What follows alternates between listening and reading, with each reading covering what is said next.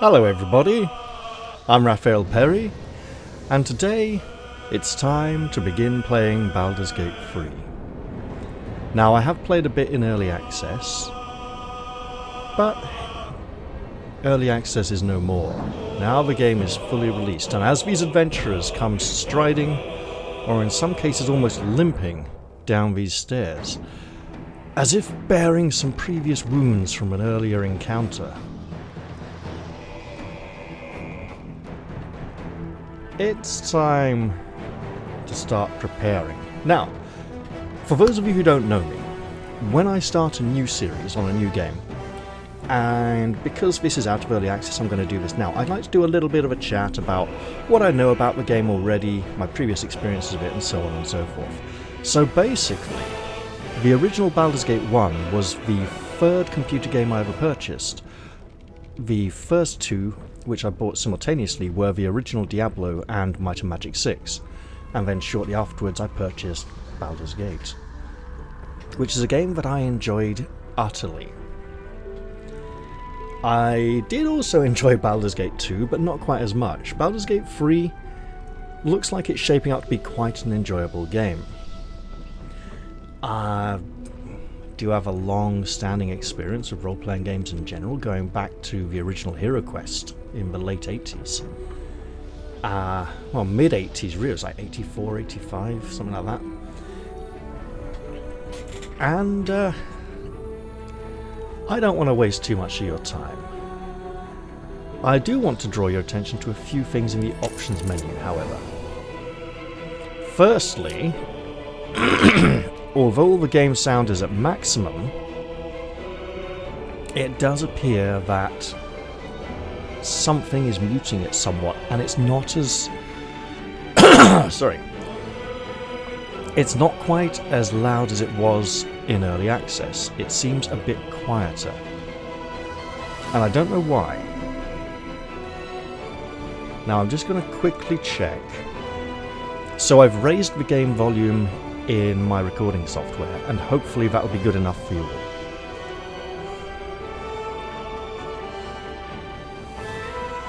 I should probably also at some point do a volume check to see how my voice is, because I don't want to be like totally drowned out.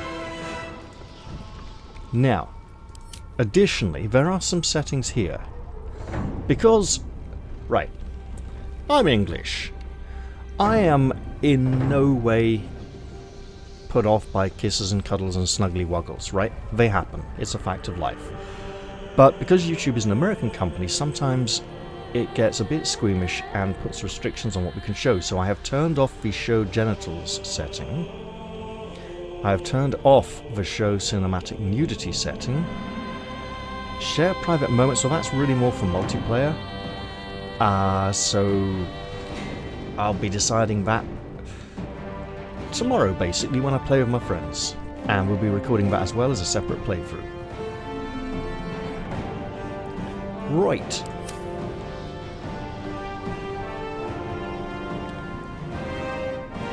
Let's get into it, shall we? So we have 3 difficulty settings: Explorer, a narrative experience placing story before combat. Some might call this an easy mode. Is it easy though, or is it rather just a choice of focus? To be like, you know, sometimes you just play with some friends and they're like, yeah, look, I don't want to think about saving throws and counting ammunition all the time and stuff, just, I want to enjoy the fun together, right? Balanced is a balanced adventure full of challenging choices. And then Tactician, a tough campaign emphasizing strategic combat. I believe that me and my friends are going to be playing Tactician mode in multiplayer, and there might just be the occasional encounter in Tactician mode which gets frustrating in single player. So I think I'm going to go balanced with this playthrough, as it's the intended difficulty setting that most of you are probably supposed to desire to experience.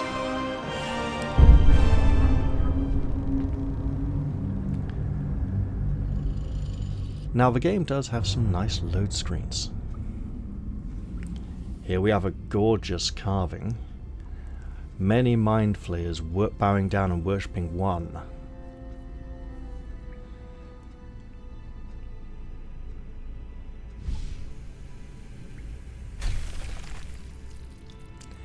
Now there's an ominous shadow that says villain. A villain who does not deign to walk. He floats.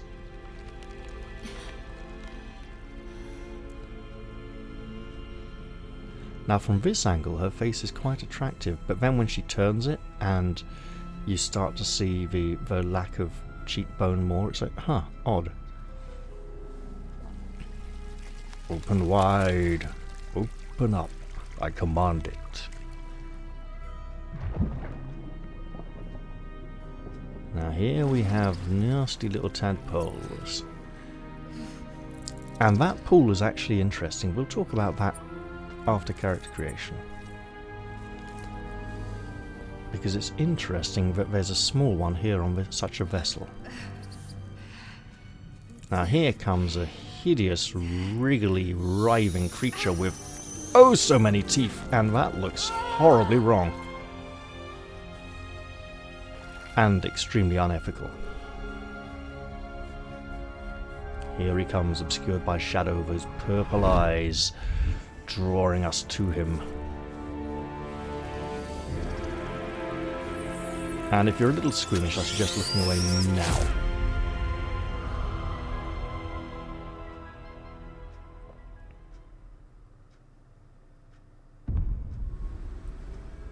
Who are you?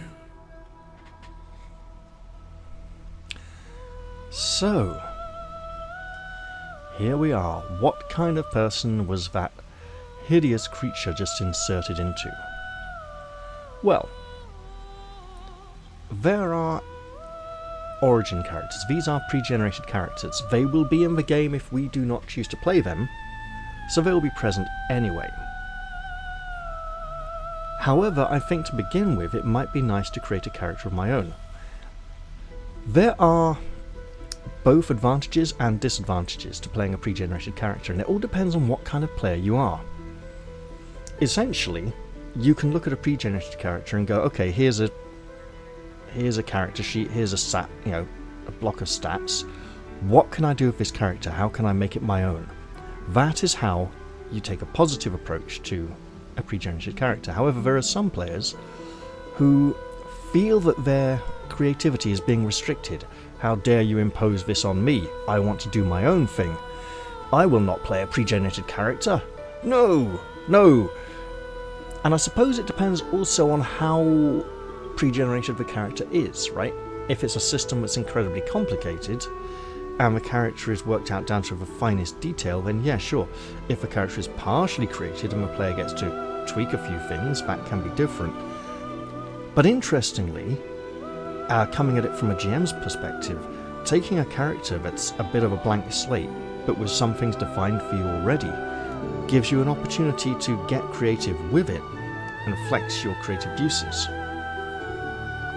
That being said, while I know something of these characters from early access, I'm going to let the game portray them to me now in full release, with all the things that were hidden or left out of early access that couldn't be accessed included. I'd like to get to know them a bit, rather than drop myself in at the deep end. That being said, though, there is an argument for just picking one of these at random, right? Just kind of like going, okay, well, there's 7 of them, so maybe like roll a d8 or something, and saying, look, am I playing the person or am I playing the tadpole? This could explain why I have no prior knowledge of the character going in. So it would be like, tadpole wakes up inside this strange alien host body, at which point then I have to say, oh, what am I doing now?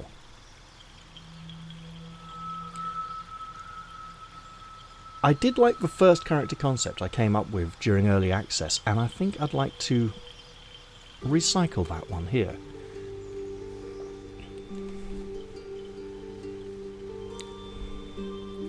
So, once upon a time, at the very dawn of early access, there was a character of half-elf in stock. That is, one of her parents was an elf, and the other one wasn't. Probably human, possibly something else. What do we get for half-elf?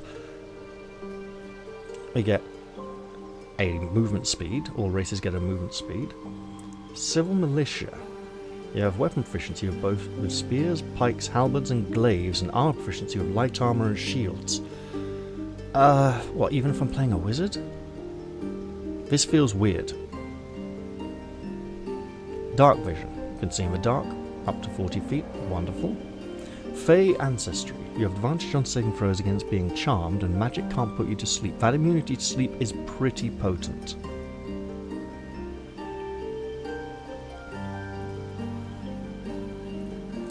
Now, Jaria was a priestess, a devout follower of the divine. Clerics are representatives of the gods they worship, wielding potent divine magic for good or ill.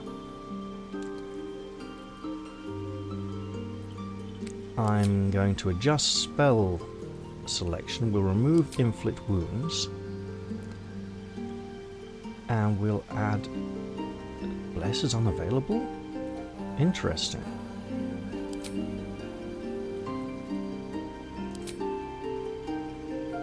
Oh, life domain bless is already included. Right, so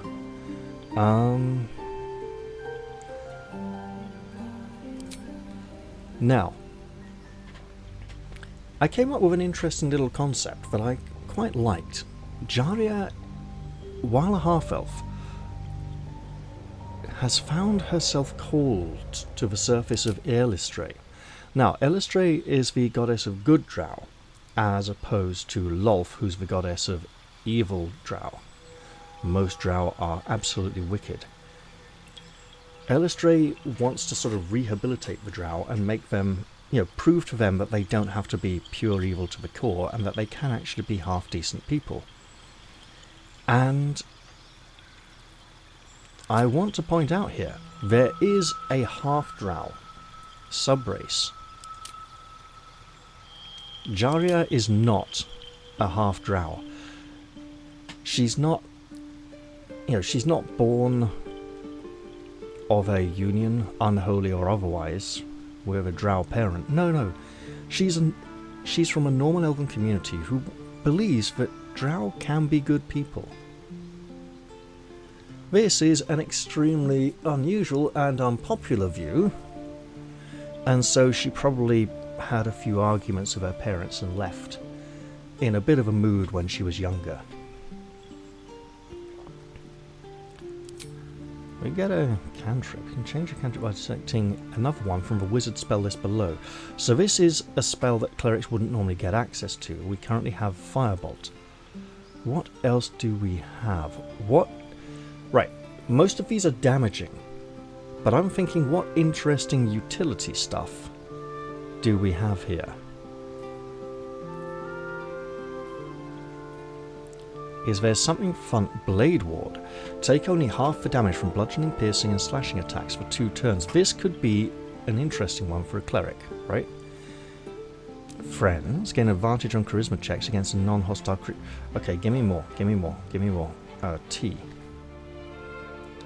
This spell can be cast while you are silenced. Advantage on charisma checks. Does this make them hostile afterwards or not?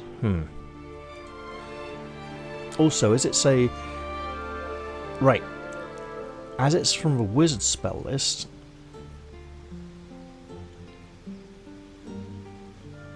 Okay, but we're casting with wisdom from the... It uses your intelligence as its modifier, meaning we don't want anything that will inflict saving throws upon the enemy. Dancing lights could be interesting, and actually would tie in with the drow quite effectively with their culture. Light spell, isn't that available for clerics normally anyway? Mage Hand could be more fun in multiplayer. Mage Hand, we get minor illusion. I'm gonna go... True Strike could be very helpful as well, but I think I am gonna go with Blade Ward. Right. What do we got here? Sacred Flame, Guidance, and Resistance. All good. Thaumaturgy. An advantage on intimidation and performance checks. Not sure I like that. Okay, so we can get this as a clerical spell anyway. But getting it as our half-elf thing, we're not casting it on other people, we're only casting it on ourselves or allies, so it doesn't need to have a big saving throw modifier. Right. Background. I'm going to go with folk hero. I'd say she's from a nice little rural village somewhere. Possibly on the edge of a large forest. Now, let's see what kind of person she might look like. Oh yeah, just quickly. Not happy about this body type thing at all. It's, look, you know, just keep it simple, you know. I hail from a time when real men were men, and real women were real women, and real small furry creatures from Alpha Centauri were real small furry creatures from Alpha Centauri. Bonus points to you if you get the reference. Right. We get voices to play about with. Let's listen to these. Where to next? What was that? Let's hope the locals are friendly. So the first 4 voices were available in early access again. Why? Hells, something. Be wary. This place is trapped. Now, It's opened. she could have a man's I voice. wonder what's back there. Guess what? This is a magical, fun, interesting land. Things like that can happen, somehow. More of those wretched things. There's magic keeping this chest sealed. Where to next? What was that? Let's hope the locals are friendly. That's an interesting voice. Almost sounds a bit flatter and more masculine. Health. Be wary. This place is trapped. Or is it just deeper? It's opened. More of those wretched things. There's magic keeping this chest sealed. Where to next? What was that? Let's hope the locals are friendly. Hells. Something. Be wary. This place is trapped. A little nasal, perhaps? It's open. More of those wretched things. Okay, if we just stick with this for now.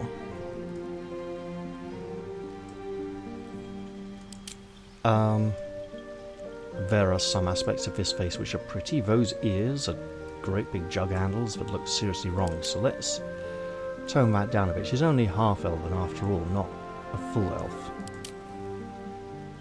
Ooh, that's a bit Dragon Age goat face. I'm not... Well, the nose is nice, you know, I'm not quite happy with how thin and haggard that visage appears. This one... Okay, this one has a slightly more elven tilt to the eyebrows, but apart from that, it's quite similar to this. This has decidedly more human features. Is this got... So it's like a... There are similarities, but only slightly.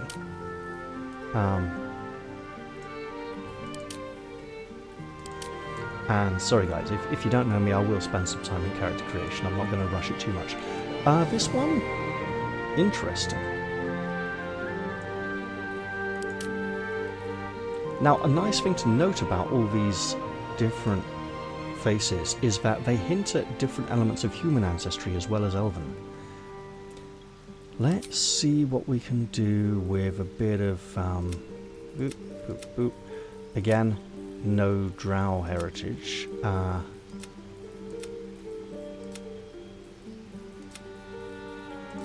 about down up here? Ooh, okay. It started around here, didn't it? I think I'm inclined to leave this roughly where it was for now.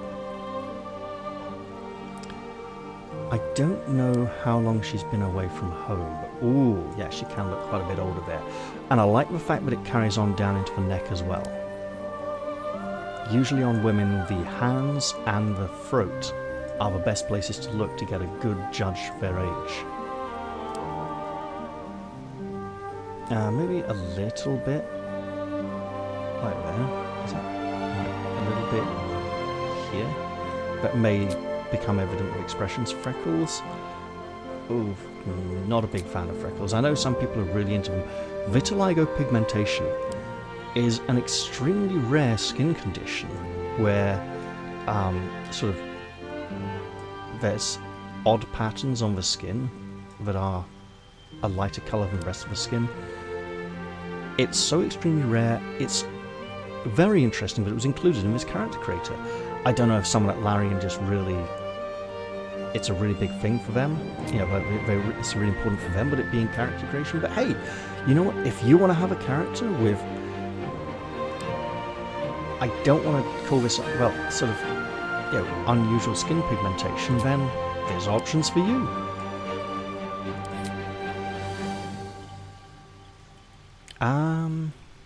Now, since this is Jarya, we have the rose tattoo. Let's temporarily tie her hair back or something so that we can get a good look at what we're dealing with here. And I think it was something like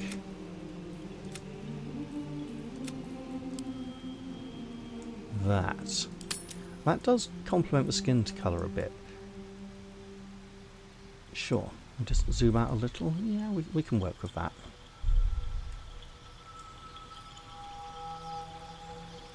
Oh, and she can be a punk. Okay. Let's cycle through a few of these. See if we find something that feels about right. I'm thinking a little bit of this, but not too much would be appropriate, as she was a bit of a teenage rebel, and maybe she kind of kept a little bit of that as she got older, you know, out of habit. I don't like these kind of hooks coming off the side here. They feel a bit too large almost. Let's see what else we got. Ah, Barovian fangs. That's interesting because this game's set in the Forgotten Realms, which means the characters shouldn't know about Barovia at all. You know, what happens in Ravenloft stays in Ravenloft. Minotaur ring because there's the skull in the middle and then like looks like horns going up. These are oddly mismatched. Not sure about that. Do those even connect at all? They just seem to be kind of like glued on. Okay, so this is a planar bull ring. Be okay if we have like her hair down over ears, but sometimes ears are visible through hats and helmets. Yeah, these can work. Sure. Now, heterochromia, for if you want eyes to be different colours. Now then, let's see if we can get a nice, sort of rich, warm brown colour. Oh. Do they have hazelnut green? Not hazelnut. Yeah, do they have hazel green eyes? That's what I have.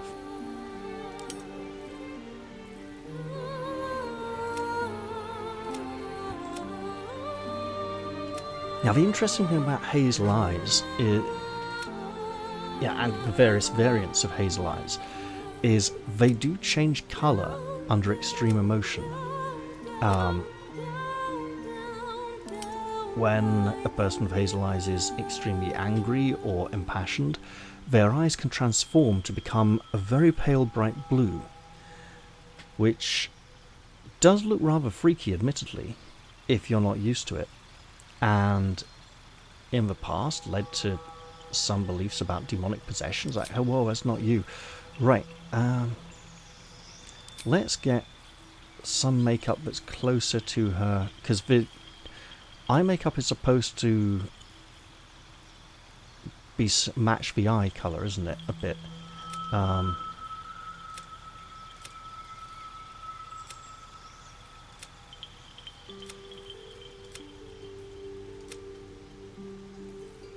Okay, how's that?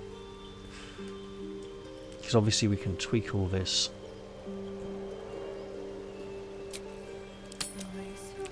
And we got lots of options here, so we can have none. Something rather Egyptian looking, although for Egyptian it'd be like a large heavy layer of coal on the eyelid going out, wouldn't it? I mean, that kind of works, it's relatively subtle. This seems a little heavy under the eyes. This possibly a little heavy all round, but we can tweak that, can't we? Go down a lot like that, maybe. That's bizarre under eye eyeliner. That's very heavy there. This is strange, right? I recently saw this, saw someone with this look, but this is too high. It should be lower down. Because what it does is it accentuates the eyelids when the eyes open wider. This would also be a good example, but again, the lines seem to be a little bit high. And this is just bonkers. I'm not sure if that's too high or not. And then we do get some sort of panda eyes. I think.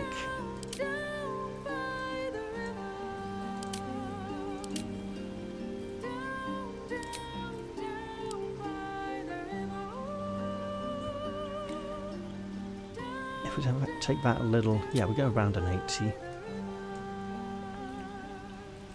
And apparently we can make some other tweaks to it. As for lips, I'm thinking something in the sort of slightly chestnutty brown. That, you know, to go with this skin tone. And we can make it really glossy to look like plastic. We can make it metallic. Oh, that's interesting. And quite dark. And if we go gloss it up a bit as well to that, okay. And then draw that down to about a 70.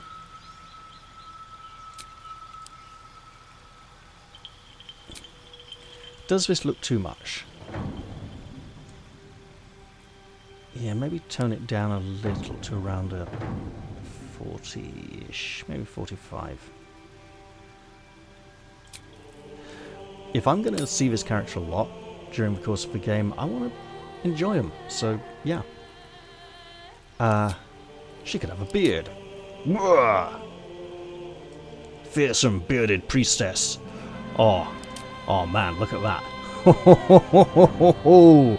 Ooh, that's ferocious, isn't it? Yeah, oh, that's great.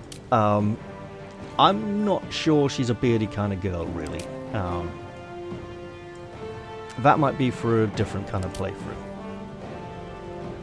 I mean, maybe she's got a load of dwarven friends and she's just got, like, major beard envy, so she's, like, drunk a load of magic potions to get a little bit of bum fluff. I'm not so sure, though. Right, let's see what we can do with hair. Well, first off, this colour ain't working for me, so let's get a nice... I do have an idea roughly what I'm going to go for, so... let's look at some of the options, though. What is this? Is this... this does appear to be gathered hair with clasps, so it's like twisted and worked back. Okay.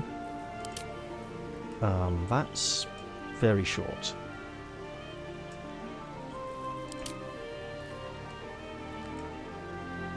So that looks almost like a drunken accident, to be honest. And those can happen.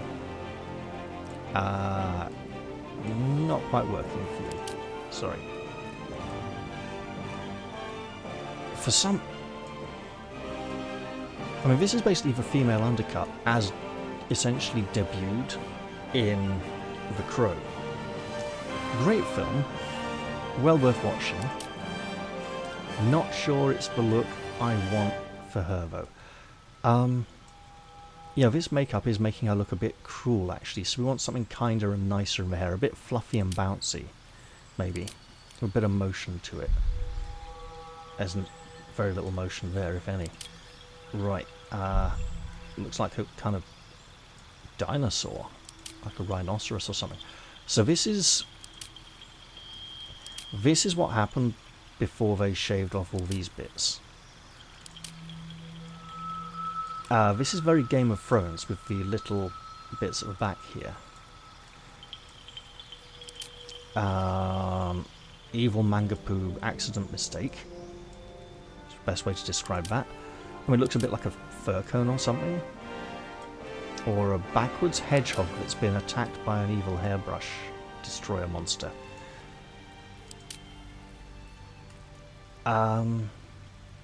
This one looks like she hangs out on street corners mugging people. Oh, sorry, we're a bunch of mates intimidating people and wanting to mug people. It's nice to see some curly hair options. I am the possessor of some very curly hair. This is nice. I do see a bit of clipping around the collar though. And we don't get to see her earrings quite so much. But again, with... Oh, right, yes, so we get highlights and stuff. So, we could go... Broop. That conflicts a bit too much. So, finding something that... Oh, okay. If I want to go around... These just come out all looking very white. I don't know if it's the character creating light, but... if I turn it down a lot, to about, say, there... I have an intent to go for like a 36, I think. And... I'd like to say at this point, Larian did a really nice thing by listening to the community. The modding community frequently asked, as did the non-modding community, actually, a lot of the players asked, if the grey hairs could be other hair colours, right? So they could be a different kind of highlighting. And I think that is where we're kind of going with this. So if I was going to go like a 45-ish, and then maybe turn that 36 down depending on which hair model it is. And then maybe go a shade darker in the brown.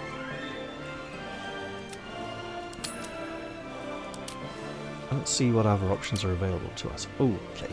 Because, yeah, the different highlights work differently on different... right, let's see. Is this... That's... an interesting one.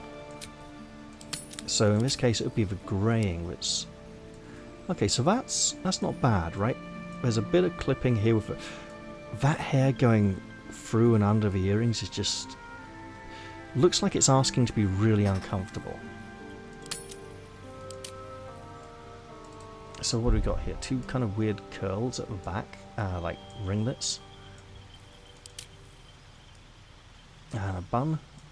A messy low bun. Full-on punk mode. And if we... so that's just around the top of this hair, isn't it?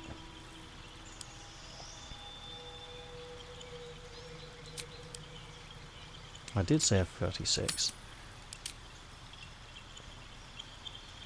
You know what? There's lots of nice options here, right? So, originally, when I made this character months ago, I'm pretty sure I went with that one. Highlights and greying weren't really options back then. If we went in like a little bit, so that's more around the top where light would catch the hair naturally, you know, around the crown of the head. But it does end up looking just too yellow if I'm not careful, which isn't what I was looking for. There's obviously also this, which was popular quite a bit during early access with a lot of players. We got basically dreadlocks. That's interesting. A bit odd with the little plaits at the side not going up into the rest of the hair, but okay. Two little pigtails. That looks very much like something a character from The Witcher would have. as does this to a certain extent. Right, another bit of a street tough maybe, but with an artistic curl to it.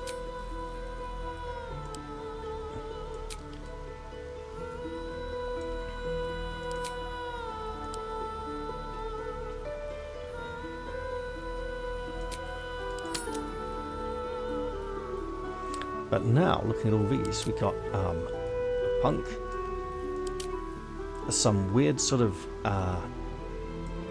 makes it look like a pasty or something, rolls at the front, nice, simple fringe. I don't think the ears need to stick out for it quite so much, but I suppose there's a number of different head models this hair should be able to attach to. The plaits going back is a nice touch. These sort of pigtails at the back make this feel a bit weird. Otherwise it could be quite nice. Again, why is it so much shorter here? So would this be like an extremely angled bob that's like stops here and then goes all the way down to about there at the front when it's all let down?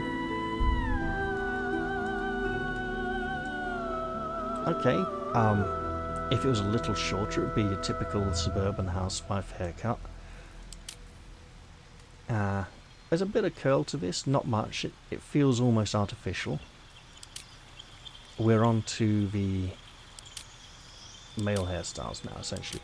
There's a lot of different options, and I think what I'm going to do is... Okay, that looks a bit respectable. And we could... okay, so we could, like... tweak it a bit and then be like, hey, we're going to take away these so we get a few sort of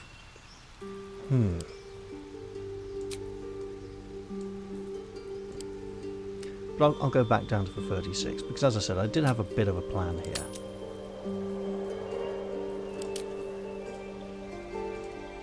See, that's nice as well. I like that. It's got nice good volume to it. So these three here are incredibly closely linked, right?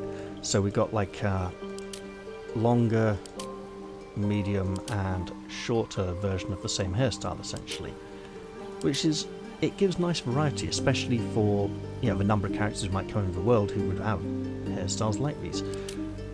So that's got a low ponytail. That's very oh, what's her name? Not Penhaligon. Debbie McAllister from The Bill, almost. That's going back a bit, isn't it? This one is similar to those, but less, you know, less of a centre parting, less brushed back, a bit more kind of loose and tousled around the front. Looking a bit too gold and yellow for my liking. So we'll move on. I think... Okay, this is...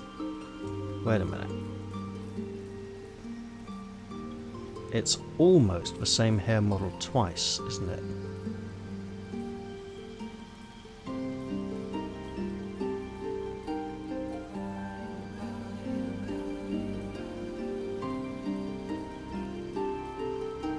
But it's a bit sort of... I think these are brushed back a little more behind the ear, and these are a bit looser. But I think I'm going to go for this one, right? Now what I'm going to do is... That goes up a lot, this comes down a lot. So if I can get...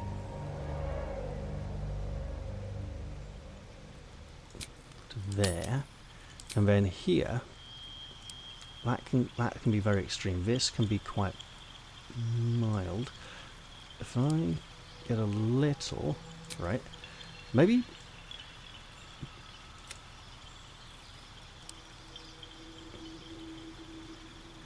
I did say about 40, didn't I? I might want to tone that down to like a 20. If I go darker, would that help?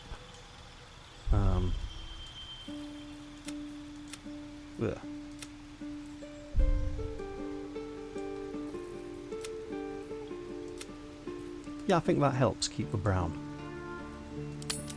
Just wait till I get in game and this looks absolutely horrible due to some lighting conditions.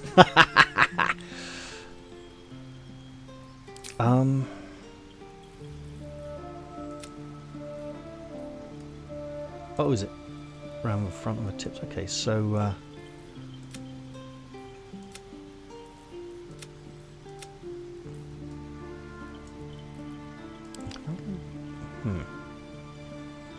no, I'll stick with 36, I did say.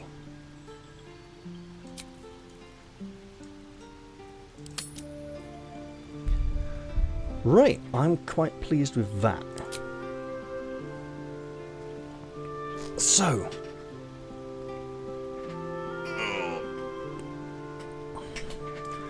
should I change the skin tone maybe?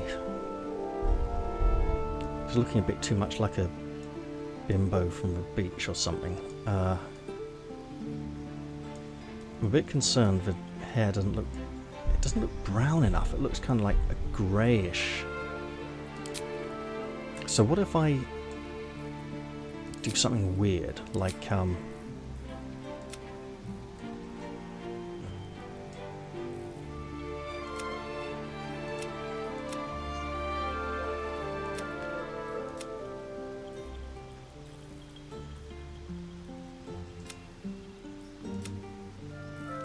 oh, hello.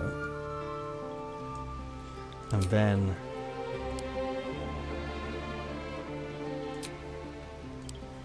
keep that at a 36. And then these, maybe. Go all the way down.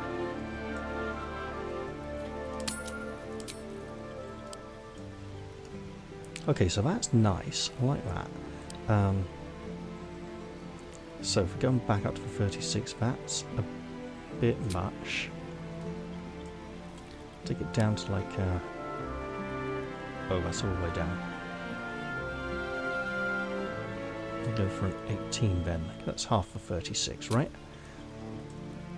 And then we can get those streaky highlights in there. Maybe go a bit lighter.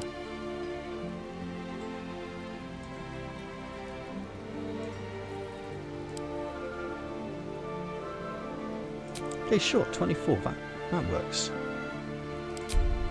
Yeah, I'm happy with that now. Well, happy enough, you know.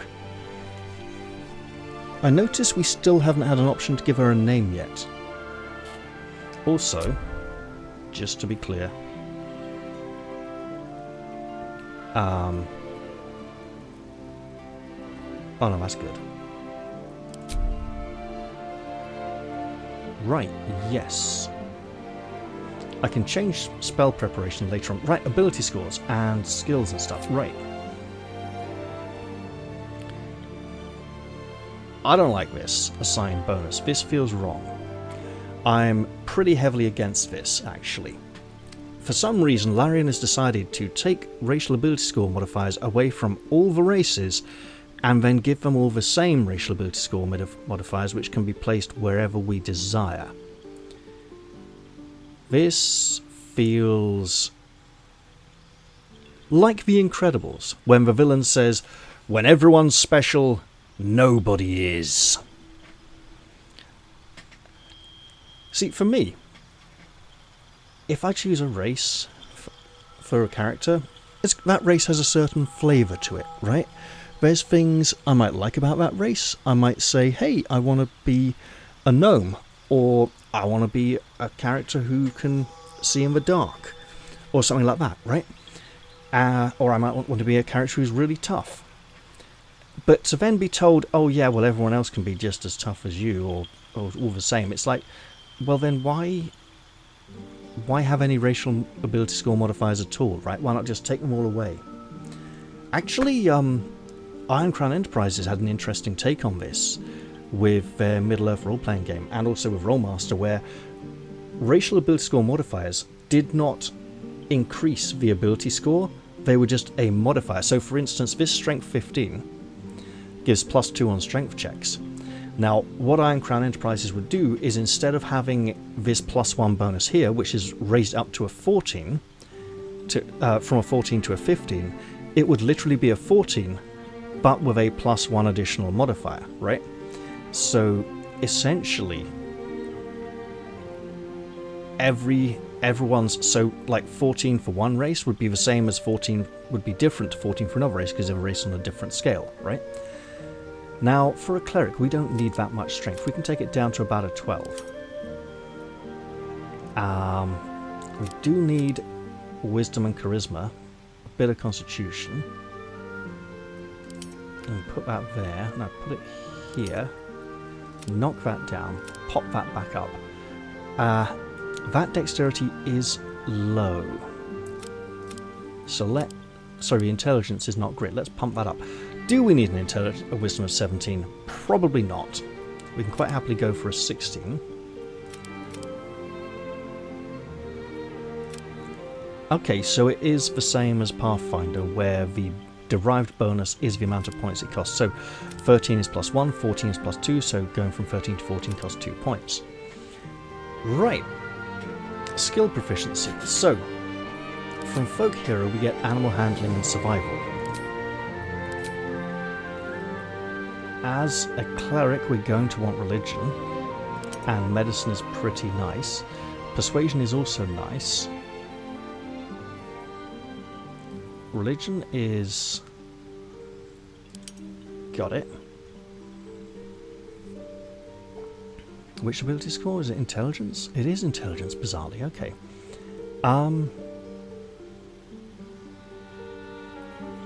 +5 is pretty good, but we've already got it at +3, so if we pump this here...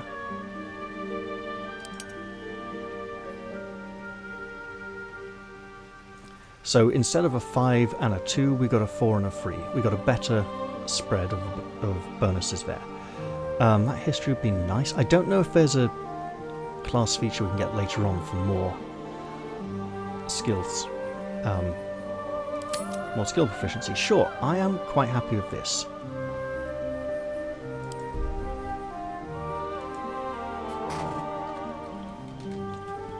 And of course her name is Jaria Vel.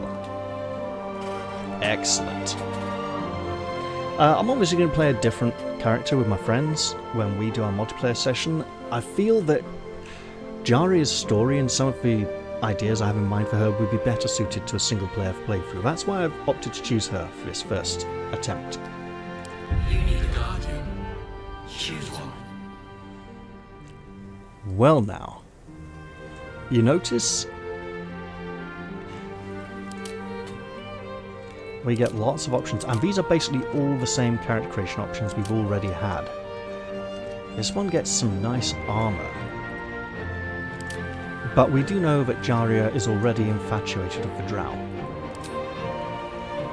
Obviously, because she likes the Seldorine Drow, those who follow Elistray,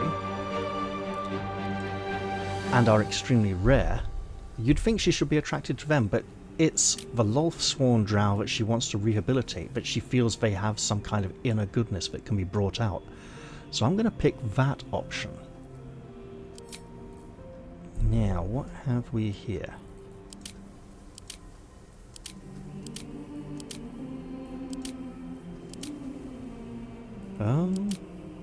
Might stick with that one, to be honest.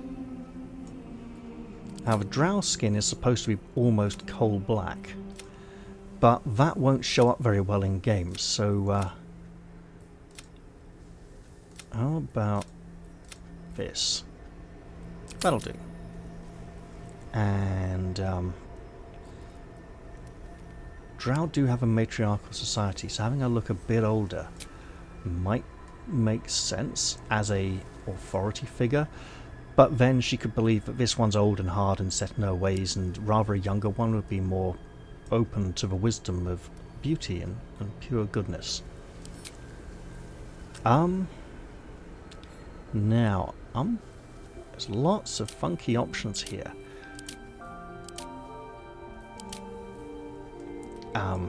There's a few sort of little beard tattoos which are odd. Oh, maybe for like Egyptians or an American Indian or something, people who aren't that great at growing beards but might really want one. I'm going to go with this, however. Now, we can go with lots of different colours. I think for now, if I leave it... Because the drow are supposed to have red eyes, aren't they? If I leave it black for now, I can also make it fainter.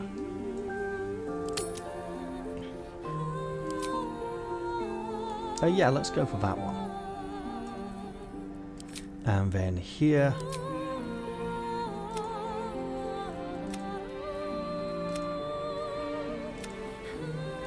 Yeah, let's go with that.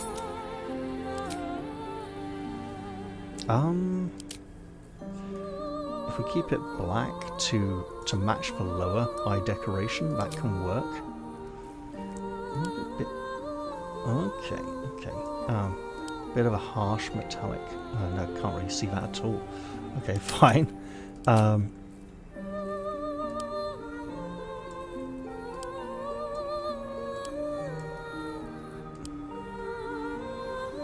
If we go high on that, a little bit on this.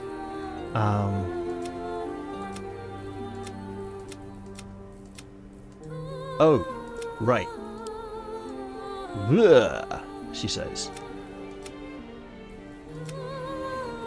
How about we turn? Sure. And then for this, I was thinking something a bit radical that Jaria wouldn't dare go for herself. Well, this could just be it, you know.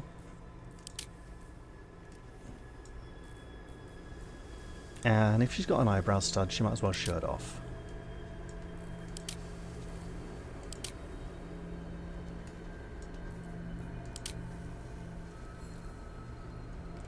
How long is that? Okay, it's about that long at the back.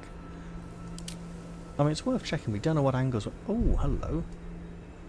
Maybe. Ah, yes. Right. So, it should be more like this, shouldn't it, for drow? They're basically like a pint of Guinness, you know, white on top, black underneath. Okay, let's get a little more serious about this. Where was it? I was tempted by this, actually, right? If we go for like a weird sort of greyish colour, and then we go for like... No.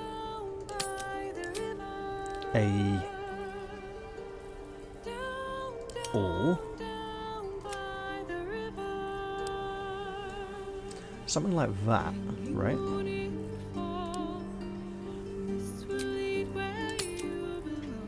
And then check a few more hair models just to be on the safe side.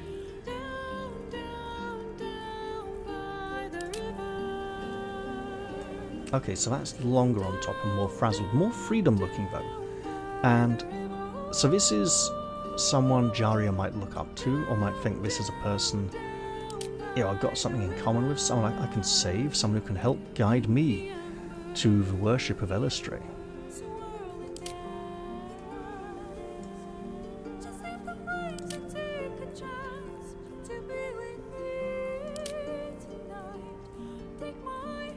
Okay, so this is...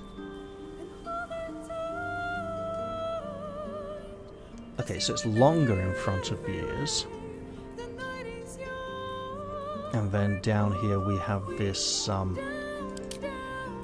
shorter at the front version.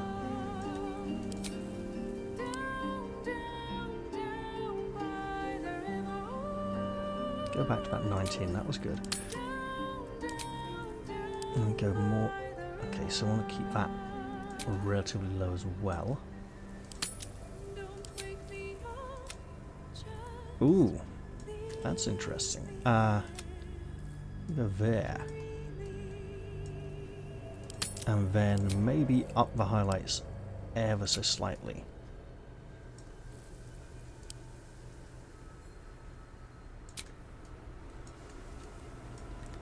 Sure, we can work with that. Oh, we could... let's see. they are independent of each other. So I change my body type, I'd have to redo everything else. Okay, well sure. Let's continue on our journey. Or maybe give her a... Oh, so this version, the Guardian can't have a beard. Interesting. Has less options than the player character. Our eyes are focusing after having something rudely crammed into them, and he drifts off towards the avenue upwards. There's a dead mindflayer there. It needs to be replaced. It's not... There's 2 dead mindflayers. They are not fulfilling their purpose.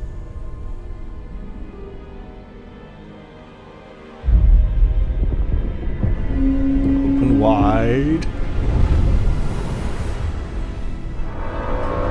And here, floating out of the clouds, is the Nautiloid, a typical mindflayer spacefaring vessel. And we see the shadows of its tentacles stretch out over the city below as if to claim all within their grasp. Now this poor fellow's about to have a really bad day. For what little of it he'll get to experience.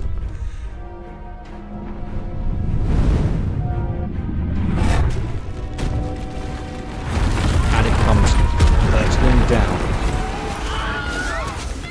Wilhelm scream. But look, they're not being disintegrated, they're being transported up into the alien vessel. In the pods. Behold, a portal is open. And McCaffrey wrote stuff about Pern, but these are real dragons.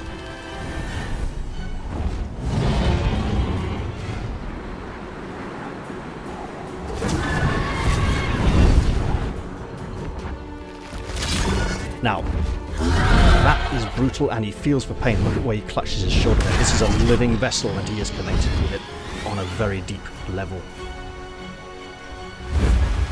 Whoa, that was close. I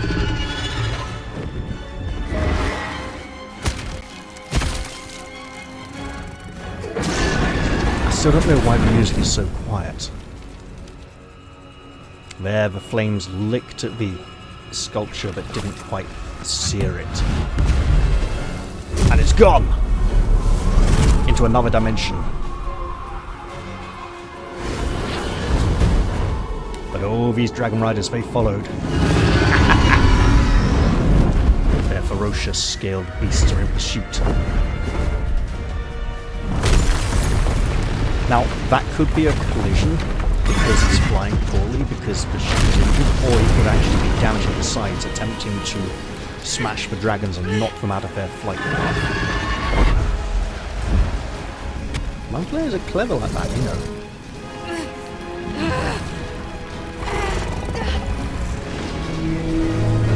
Oh, he's gonna crash.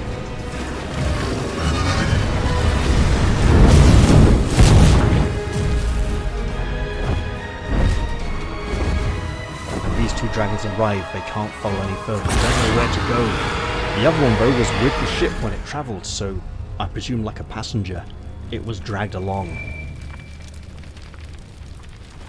All is fire, flame. She has escaped from her confinement.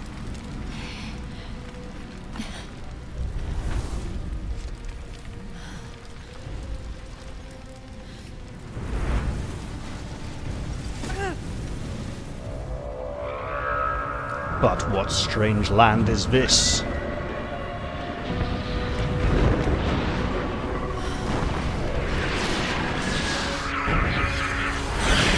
What evil, foul hellscape could this be, full of imps and demons? It's not looking good for her, is it?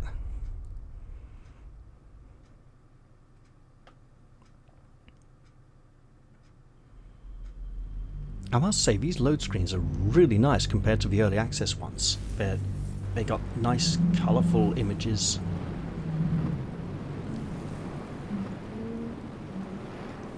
Oh, look at that. I haven't seen this one yet. That's very funky.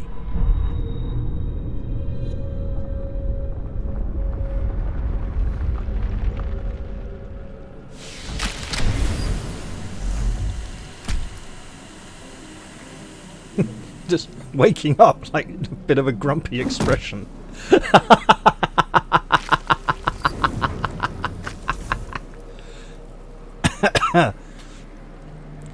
And so here we are. My head. I didn't get an option to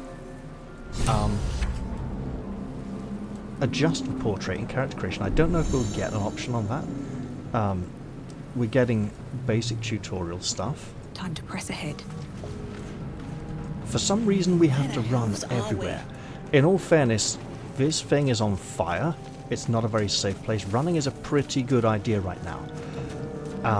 There was a mod available in early access that allowed the player character to walk. Visions project into your mind. A Nautiloid hurtling through the plains, resplendent with psionic energy. And if that mod gets updated, I'm likely to use it. Is there a... Yes! If we drag far away, we run. If we drag close to our feet, we walk. Nope, we're still running. That's not good. Alright. Cartilaginous chest contains coins! Let's head back and see what else we can find.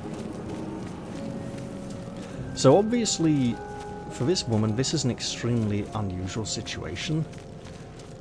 Not everyone made it out alive. That's truly unfortunate for those other individuals who are imprisoned here. If the game looks a bit dark to you, there's two reasons for that. Firstly, YouTube makes everything darker, and secondly, I have very sensitive eyes with pretty decent night vision, so when the thing pops up on the screen and says, you know, adjust the sliders until you can barely see the one on the left, my barely see the one on the left is rather different to other people's barely see one on the left, let's put it that way. I may need to increase the light settings for you guys. If you want to leave me some comments, let me know. Let's look at this. This is the pool that thing came from. The parasite now writhing behind your eye. So, the tadpole parasites are supposed to dwell in a great briny pool of essentially brain fluid with a large elder brain, which is the center of a mindflayer community. Obviously, they can't carry an elder brain on the Nautiloid, so they have this interesting little little pool, this hatchery pool, or nursery rather. Yeah, let's investigate, sure.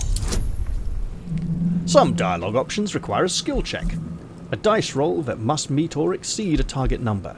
Your character's skills add a bonus to this roll. Well, hey, let's go for it. Apparently I can add a bonus. The guidance spell? Sure. Why not? Okay. We did well. The casing is fragile. The slightest touch could cause it to crumble. I mean, I think the contents of this pool are pretty much destroyed anyway. I'm not going to touch that. Forewarned is forearmed, as they say. There's something around... Oh, guidance. Got it. Here's one of those creatures that did this to me. Peridot. Dead. Good. Yes. Suffer not the mind flayer to live. Let's take a hop, skip and a jump over that little gap, over the flames, and see if there's anything here. Huh. There used to be something here in early access. See, this is the kind of thing I should get used to. Things being different. And that's kind of the fun of a role-playing game, right? You can have a different experience at different playthroughs, sure. Looks like my cantrip has ended. Scroll of Witch Bolt, that's a wizardy type spell. Sure. let's head on back down here and encounter this strange device with the blue glowing tendrils. Odd. I feel better. To have a device like this that fully restores us whenever we want, that is an incredibly potent thing for mind flayers to have created. And if they have such things at their disposal frequently... Yes, that was a sphincter that opened to allow us to pass through. A fleshy portal, as it were. We are here. Here. Oh, that can't be good. Images of goblins, their habits and histories flash into your mind. We are trapped.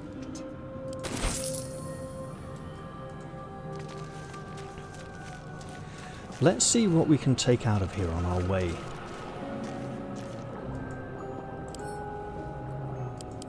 Help us. A humanoid brain, alive and in perfect condition, suspended in cerebrospinal fluid. Can I not? Interesting. Release us.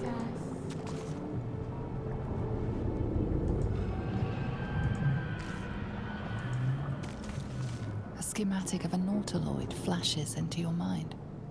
Nerves, sinews, as much living being as ship. Here.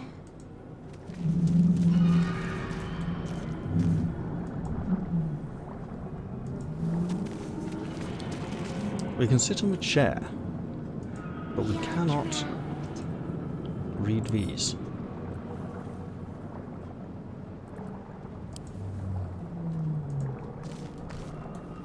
So be it. Help us. 1,000 years of humanoid history, elves, dwarves, humans, and more flash behind your eyes. Now, let's go see what this voice is up to.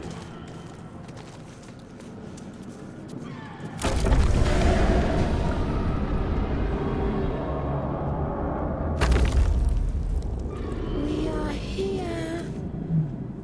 Here. There appears to be an individual slumped upon some kind of reclining chair. This can't be very healthy.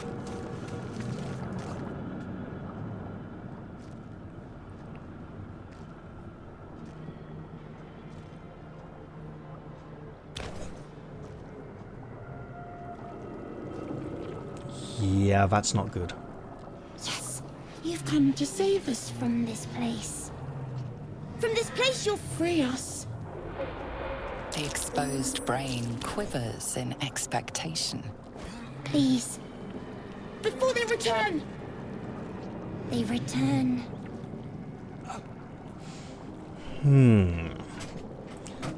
Yes, that grimace there, this is revolting.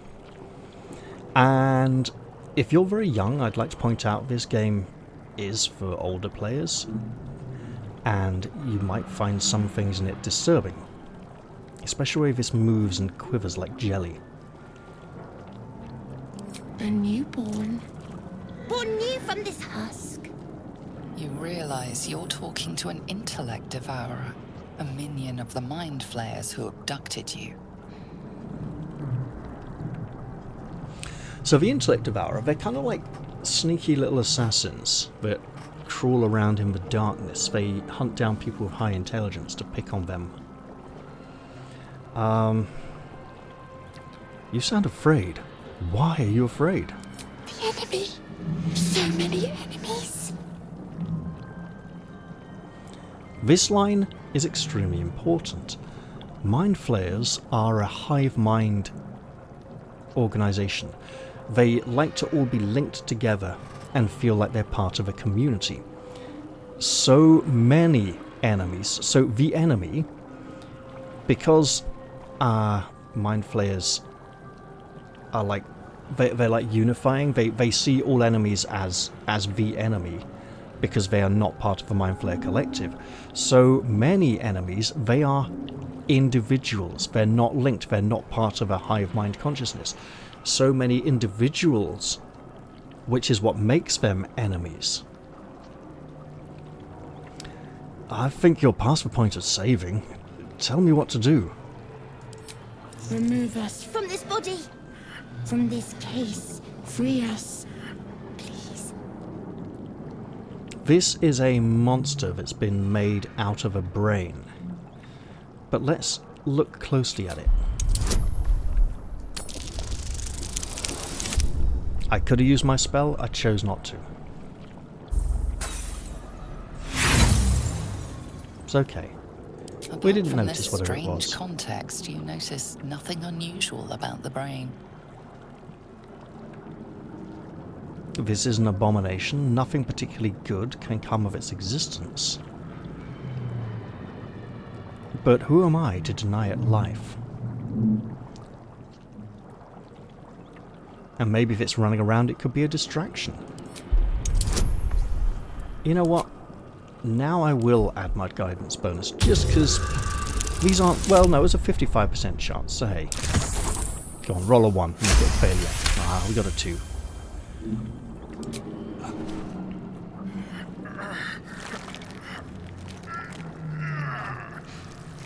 The brain lifts from the skull, but you notice an opportunity. You could cripple the strange creature, making it more subservient, should it prove a threat. Can we see the difficulty? I'm not going to hurt it. You know, just because these things have hurt Jaria, that doesn't mean she should, you know, do the same to them. She can be better than that, allegedly.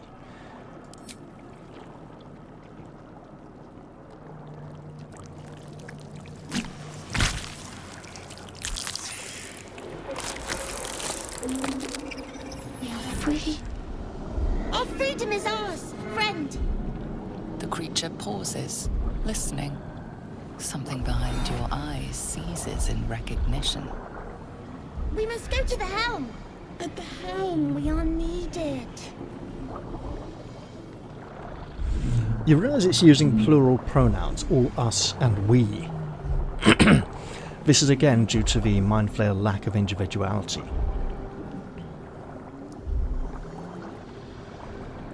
What's at the helm? The brain tenses, as though querying an unseen advisor. It's literally asking Do if you it can not tell us. hear it? We will not survive here. We are needed to navigate. We are needed to leave this realm.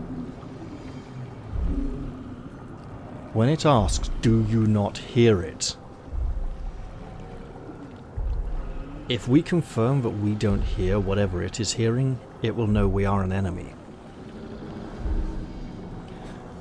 What should I call you? Us. We are us.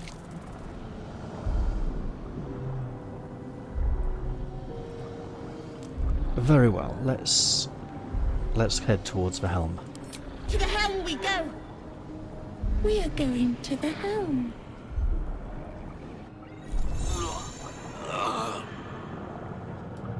You notice how, while it had a female voice, it also has a selection of other voices. Like a chorus of voices speaking together.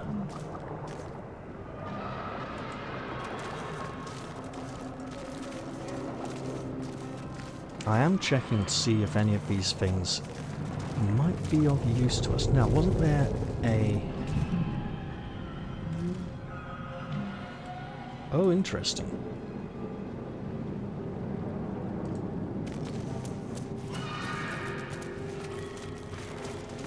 We'd better just depart.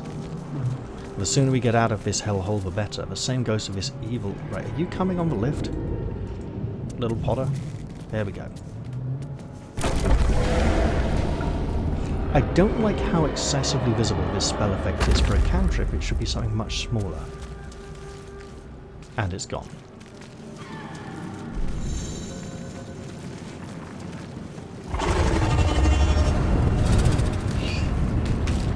dragon. It's still with us. And some kind of beams of energy are blasting as well.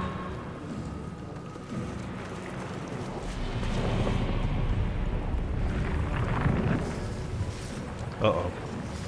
What's this? What could be happening?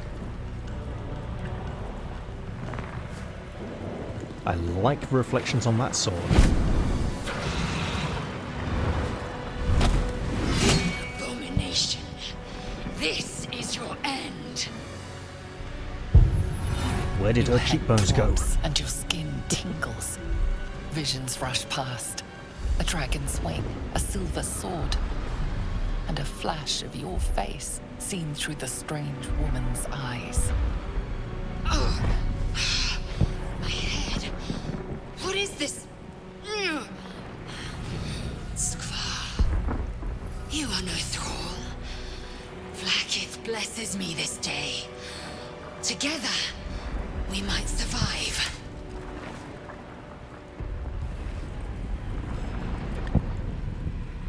What made you think I was a thrall? We carry mindflayer parasites. Unless we escape, unless we are cleansed, our bodies and minds will be tainted and twisted. Within days, we will be Geich, mindflayers. I like the way we saw the tentacle of the ship flexing the background behind her. Also, I'm so glad they finally fixed this woman's hair. It had a obvious defect in early access, but really needed to be fixed. We're turning into mind flayers? There must be something we can do! We can do nothing until we escape. That must be our priority. First, we exterminate the imps. Then we find the helm and take control of the ship. As for that thing, it will remain tame as long as it believes we are thralls. It may be of use in the fight to come.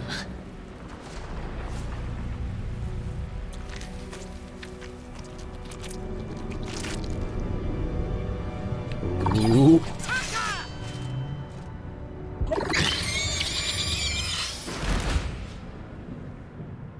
I think it's happening. Alright.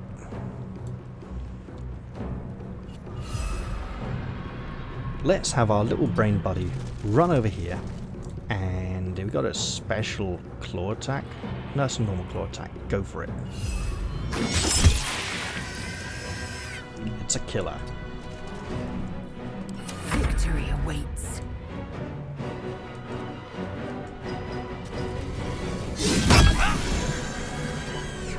It's a clear space. We don't have a These boots have ranged seen weapon, everything. but Sacred Flame. Now this thing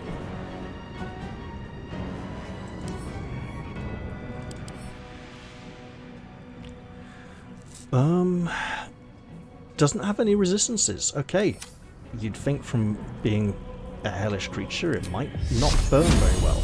Just get used to it. But it survived anyway.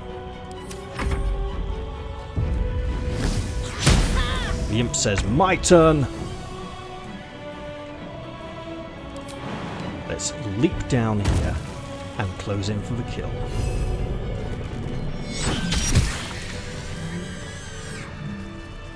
You proved surprisingly adequate in battle. Now, to the helm.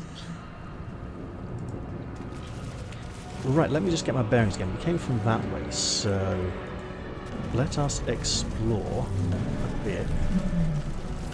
Very well. This looks very dangerous, right? Like an extremely narrow walkway. Aha! Look, it's worth thinking the mind flayers might have anything of great value, but also, why would they carry around physical things of them? They detest physical exertion, and you know that's for lesser beings. They feel themselves above menial manual labor. And we get another one of these. Well, nobody's hurt, so let's press on. Ship won't be able to take another dragon attack. We need to get out before it's too late. Oh, we get climbing surfaces. Nice.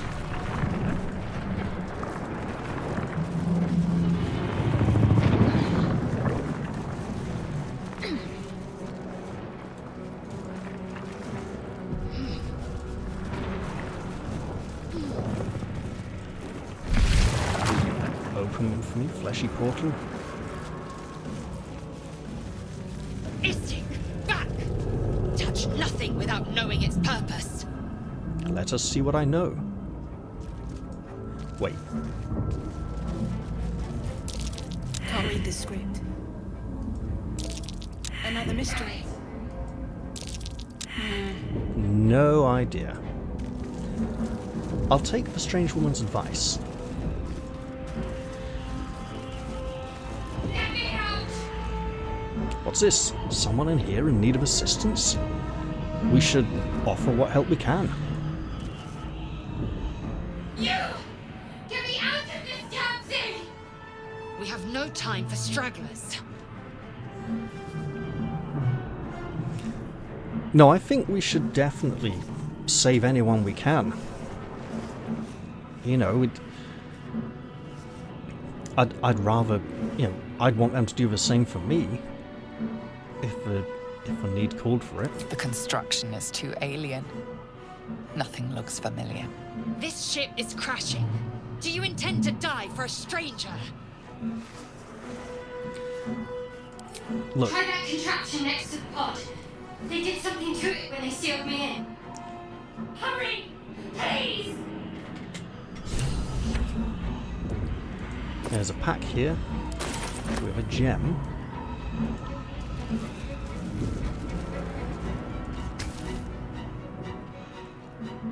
The console appears dormant. I'll look for a switch or something to touch. I wonder if these are all individual controls. The mechanisms are completely unrecognizable at first. Then you spy an empty socket. Something's missing. I'm not gonna punch it. Whatever fits in that socket must power this thing. I like the way we got these kind of hazard lights showing the way towards doors in a time like this. The fact we have to touch these things to open them is pretty revolting, and there's another one. How many hosts of these gay infected? This one's in a big central position.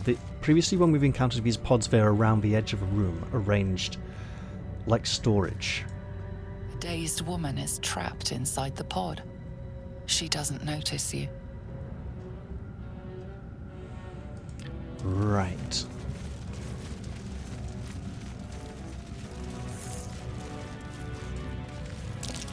Could mean anything. We don't know what that means. We'll just not press the button and move on. We got a rune and This might slave unlock those mind. controls next to the pod. A brain in a jar. So what could this be? A humanoid brain alive and in perfect condition, suspended in cerebrospinal fluid. There may be some future use of that in this bizarre mindflayer vessel. A keychain.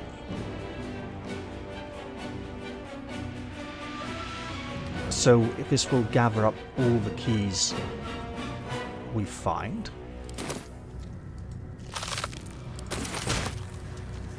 Now.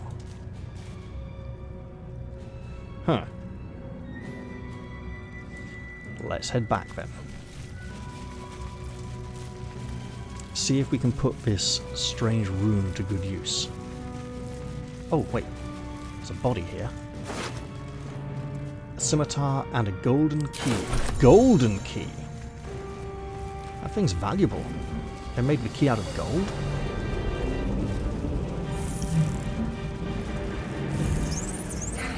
Faint images appear in your mind. A brain, a Githyanki warrior, and centuries of darkness. I suppose the golden key must have been used. I didn't even bring up a thing to show me. Oh wow, okay. Anything else around here? But oh, Another brain. yeah. And a necklace. Take that. So that's 2 brains in jars. Camp supply sack.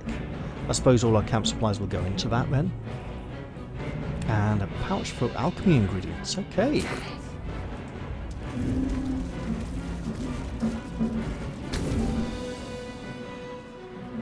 The console appears dormant. Well, we have a socket and a socket-shaped rune. Let us insert it into the aforementioned socket. The console hums to life. Let's take a closer look at it now that there's power running through it. You know what? Might as well boost this. Guidance is a wonderful cantrip that you can use anytime you need to. Let's give it a go.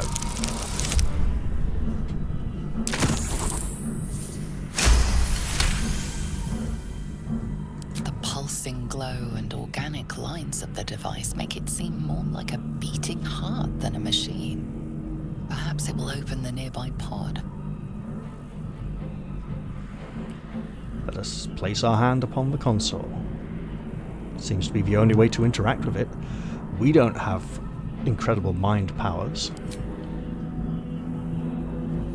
Suddenly, you feel a hideous squirming in your head. The parasite. Then discomfort fades, and another sensation washes over you. Connection. Authority. What? Our authority, or the authority of all the mind flayers here? Willing the pod to open. This... Being implanted with a mind flayer tadpole is a fate worse than death, isn't it? Using this kind of power too much and too often feels like a really bad thing. Wisdom is an ability score. I think this time we're doing it for the greater good.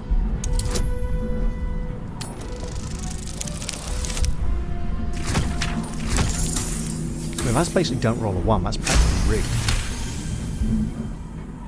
You feel the biomechanical brain of the console process your command and yield to it. I don't want to do that again. A shiver runs across your mind.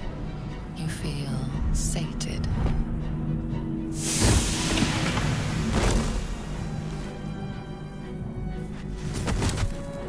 Ow! At last. Thought I was done for.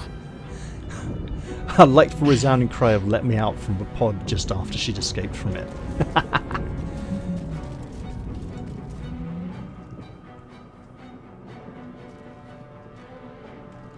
I thought that damn thing was going to be my coffin. Thank you. Your mind lurches into her thoughts. Her gratitude is mixed with wariness, because you have a Gith with you. You keep dangerous company.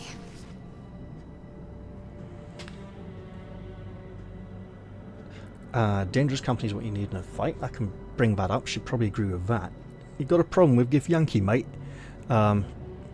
Or just avoid it. She's the one bringing up the issue here. And if it makes her feel uncomfortable, maybe we'll just dance around it for now. Did you feel that just now? We were in each other's heads. I did. It must be because of those parasites they put in us. They'll have to wait. I need to get off this ship alive first. Let me come with you. We can get off this ship and watch each other's backs along the way. Alright then, let's get going. I'm Jariavel. Shadowheart. One moment. That's not a name, that's just two words stuck together. Probably a fake name. What was that? It's nothing. Trust me. Enough of this chatter. We need to get to the helm. Now. She's right. Lead on. The mind flayers could be messing with her head. Maybe it is something and she's just not allowed to talk about it. You know, the thoughts are being suppressed. We got another one of those blue things here. And more hazard lights. Cursed to put my hands on everything.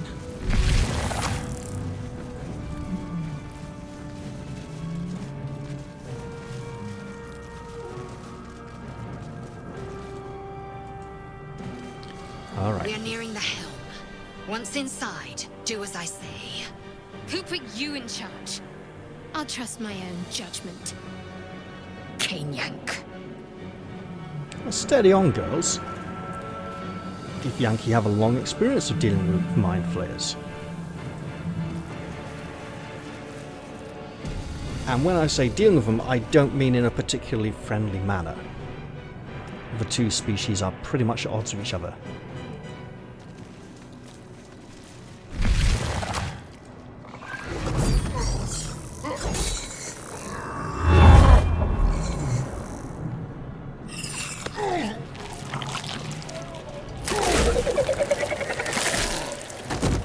His brain's been devoured.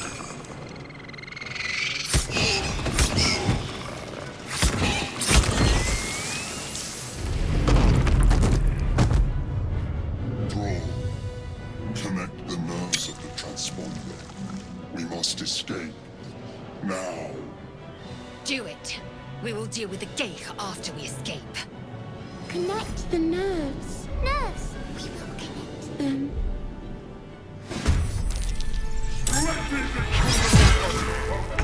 This thing's falling fast. Got to right it. Okay, Intellect Devourer. Go kill that imp. Reach the transponder before the Nautiloid crashes. 15 turns remaining. Oh, that's great. I love it. Can't give up. We can't dawdle.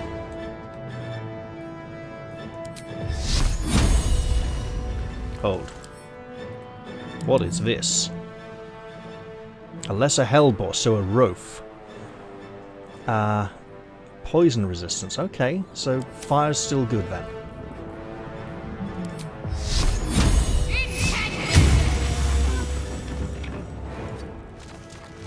And we just hide out back here.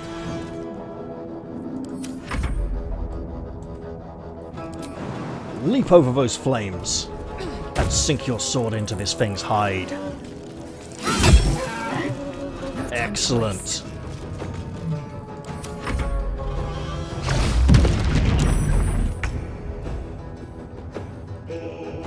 Now, that's a lot of dead Intellect Devourers. Might there be anything here worth taking with us along the way? Aha!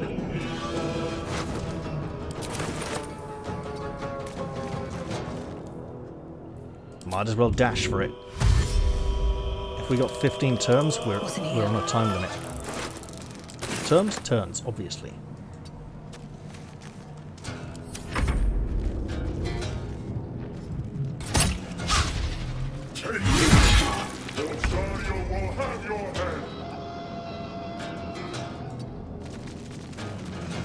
Now, let's threaten this imp. Okay, what can we do with the situation here? Got to press on.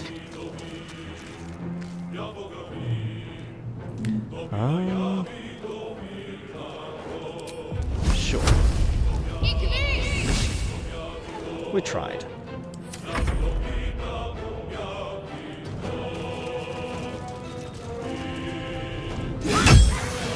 Nicely struck. And he had a crossbow.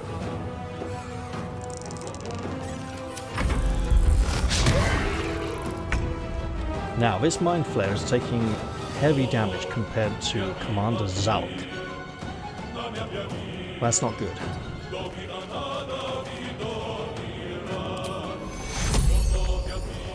Not enough movement, okay.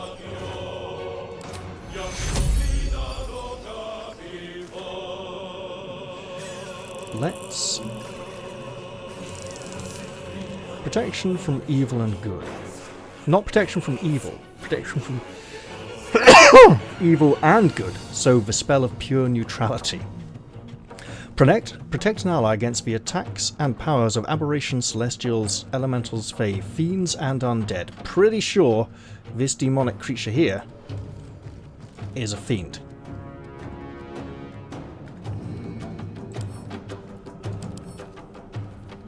I mean, Cambions are half devils.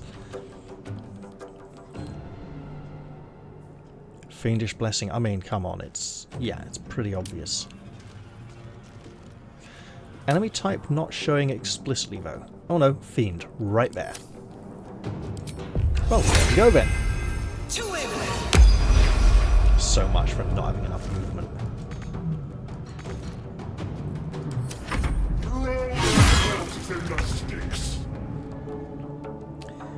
You great big bully! Goes to Intellect Devourer. I'm ready.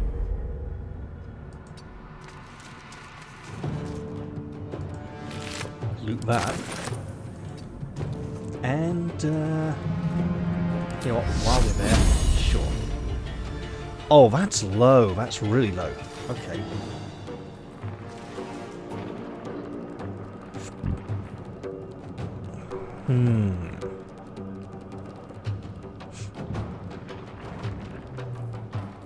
Nope, we're good. I will ascend. No time to waste.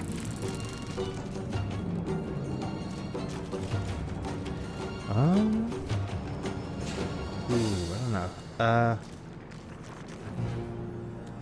Yeah, let's hold off there for a moment.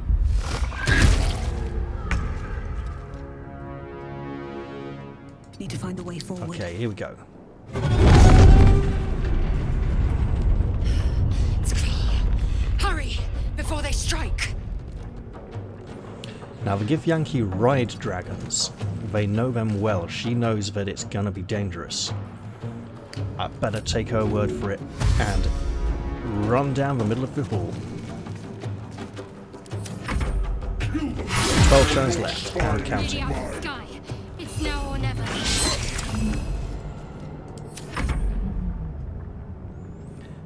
Let's throw in a little healing spell here to increase our survival, because if this thing drops, this evil brute is going to be coming our way, and we can't have that now, can we?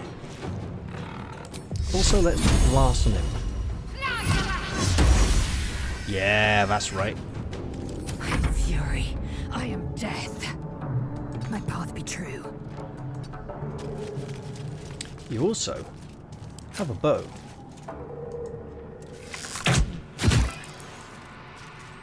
Swap back to sword for the next turn.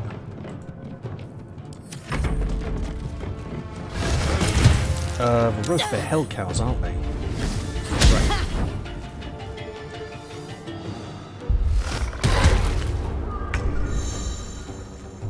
We have healing potions. Healing potion, good idea.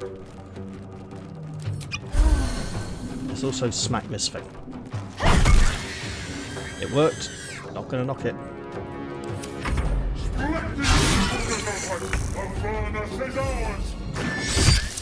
Look, the Intellect Devourer is loyal to its mindflayer masters. It's gonna attack this bugger. What should I do?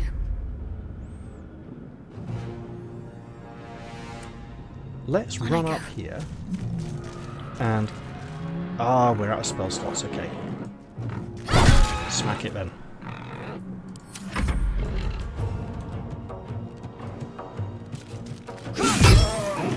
Perfect.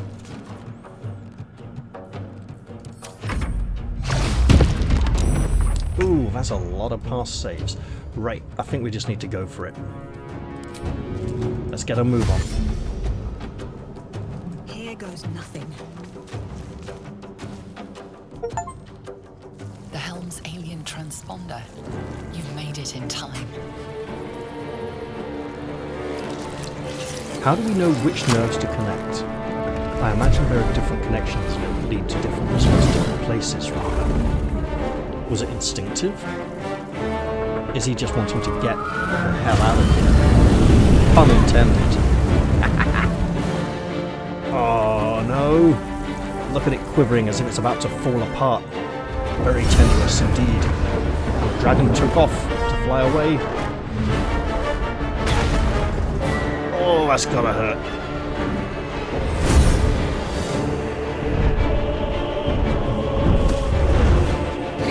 And that is not safe working conditions. Talk about health and safety in the workplace.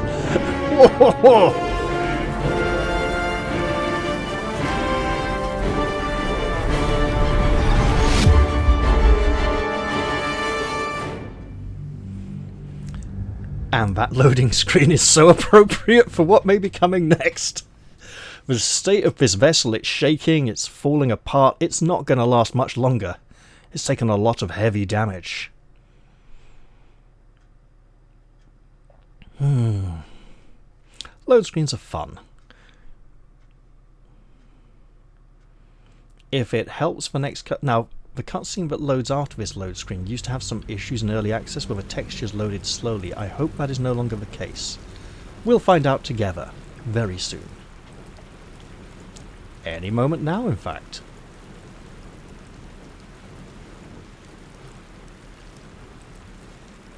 Although I am being bombarded with beautiful artistic load screen images, which I appreciate.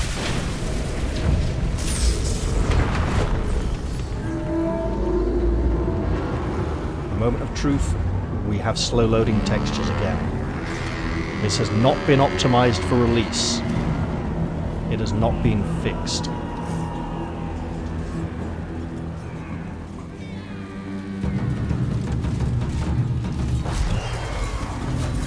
The war drums are beating. The goblins are on the warpath.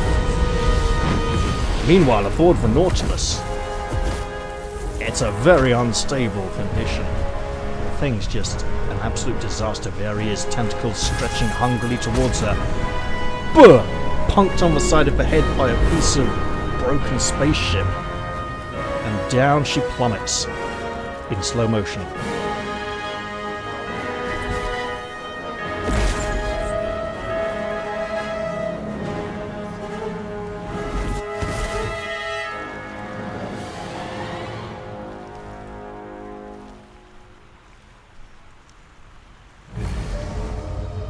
Was that a snarl?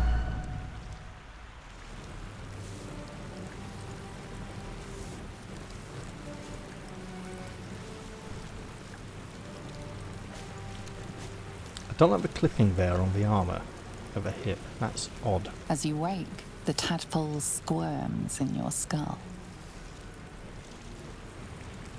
I'll look around, check my condition, then check myself. Chaos of the crash site confuses the landscape. You'll need to find a settlement or landmark, and you'll need to do it quickly. The tadpole is a death sentence, and the clock is ticking. You need a cure. Indeed, we got about a week before this thing turns us into a monster. That's making for a very short story for a big role-playing game. But that is something we can discover in the next episode, because I think I've played for quite long enough and it's time to wrap this one up and get it uploaded to YouTube, so all you lovely boys and girls and men and women and everything else in between can watch it. So, I hope you've all enjoyed this episode, and I will definitely look forward to seeing you all in the very next one. I'm going to say goodbye for now though, and cheerio everyone! See you all next time.